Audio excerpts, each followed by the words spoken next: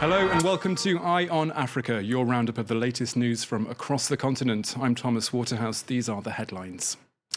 Will it be deal or no deal in the DRC? Talks are underway between President Kabila and the opposition in a last-ditch bid to find a solution to the political crisis there.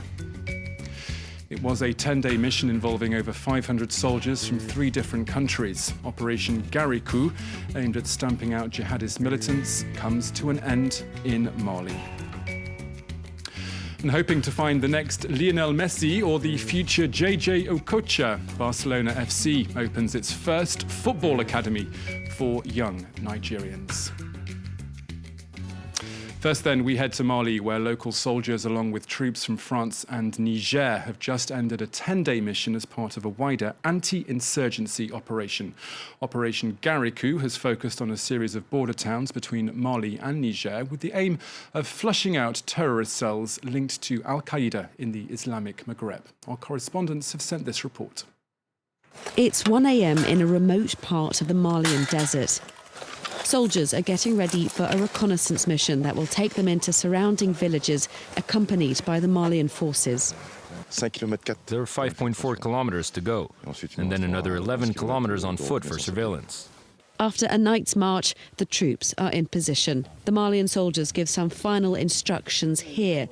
Once inside the village, things will move too quickly. The villagers provide the soldiers with some information. They are suspicious about this house.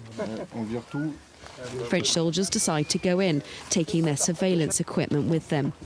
Their aim to detect weapons or components that can be used to make bombs.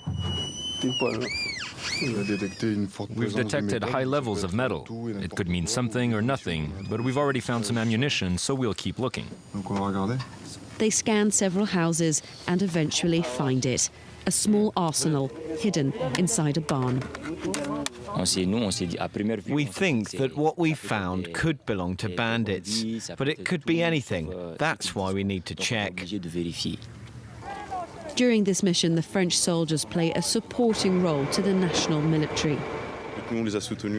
We provided them with material supports, because we have equipment that allows us to search the houses more effectively. The troops take the day to search the village from top to bottom. This mission, which lasted 10 days in all, is part of the ongoing counter-terrorism operation in the Sahel. A breakthrough now in the fight against Ebola. Final test results published by the World Health Organization confirm that a new experimental vaccine is highly effective. It was tested on almost 6,000 people last year in Guinea, and after a 10-day waiting period, no Ebola cases developed in those immediately vaccinated. The outbreak of the virus in Guinea, Liberia and Sierra Leone in 2013 killed over 11,000 people. Let's listen now to what the UN's Assistant Director General for Health and Innovation had to say earlier. What we have shown is that in the vaccinated people we have had 0 cases of Ebola, while at the same time we have had 23 cases in the people who were not vaccinated with Ebola. So you compare 0 to 23 and you can calculate that you have a vaccine which has shown 100% efficacy. Next, a deal is close, but it's not yet in the bag. Talks brokered by the Catholic Church are underway in the Democratic Republic of Congo between President Kabila and the opposition, who are calling for him to leave office by the end of 2017. One opposition spokesperson says that at first glance it looks like a miracle is possible as those negotiations progressed this Friday, with a blueprint of a deal being discussed. Kabila's current mandate ran out this week, but he's constitutionally not allowed to stand again. Our reporter Thomas Nicolon joins us now live from Kinshasa. Thomas, what is the latest from where you are? It is difficult to know why these talks are taking so much time, because the agreement should be signed by now. But what we can say is all the major key points of the agreement are already settled. Both parties agree that Joseph Kabila will remain in power until late 2017, when the election will be held. There is also this promise that he won't be running for president for a third time, and that he won't change the constitution. Now, there are a few details which are not agreed upon yet, such as the prime minister The actual prime minister was named only on the 17th of November, and according to the government, this prime minister is from the opposition.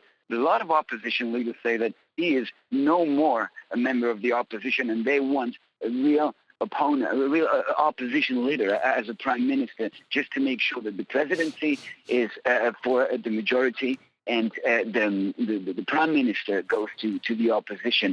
It is only speculation because it's really hard to know what's happening in this room. But one of the opposition leaders told us a few minutes ago that they should all agree. They should all reach a final agreement tonight and officially sign it tomorrow morning. Okay, our reporter Thomas Nicolon, thank you very much for that update. Well, meanwhile, the UN announced this Friday that Congolese forces have killed at least 40 people and arrested 460 others during the violent protests against Kabila this week. The UN called on police and security forces to exercise restraint, adding that those responsible for human rights violations should be held accountable. Next, the UN Security Council in New York has rejected a US draft resolution on imposing an arms embargo and sanctions on South Sudan. The proposal was thrown out with a final vote of 8 against 7, with Russia, China and Japan abstaining. The US, backed by Britain and France, had argued that cutting off the flow of weapons into the country was urgently needed, following UN warnings of the risk of mass atrocities. Tens of thousands have already been killed, and over 3.1 million others displaced, with the war there now into its 4th year. Moving on, it's a social media sensation that one NGO has jumped on in a bid to raise awareness of one of the continent's most brutal practices. The UN's Agency for Children, UNICEF, has filmed and broadcast its own mannequin challenge to highlight the issue of female genital mutilation. Shot in Chad, where half of the country's girls has objected to the practice, the video has been described as the most powerful mannequin challenge to date. Let's take a closer look.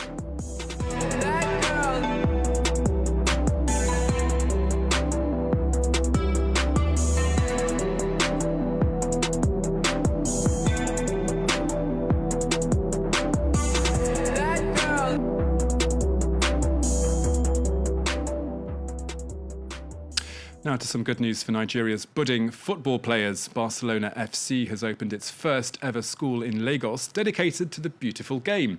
Each week, more than 400 aspiring strikers and defenders aged between 6 and 18 attend classes, which kicked off back in November. The club's aim is to search for fresh talent, but also to get its name known in the globalised world of sport. It's the first Barcelona FC training academy in sub-Saharan Africa. These would-be footballers are the first to try out the club's new pitch in Lagos in Nigeria. Based on the standards of the Catalonian club, the academy will take in 400 players in its first season. Given the country's limited number of football training centres, Barcelona FC hopes to boost the level of the game with its new venture. This is going to be a revolution for Nigerian players and Nigerian football. And the local league is also going to benefit from it because we have coaches that were trained, and also those coaches are going to go out into the market. Benabia, who'll be supervising training, is aiming to change the way the sport's practiced. The way of training, the way of understand the football is very different, but we want to introduce our way of think and our way of training.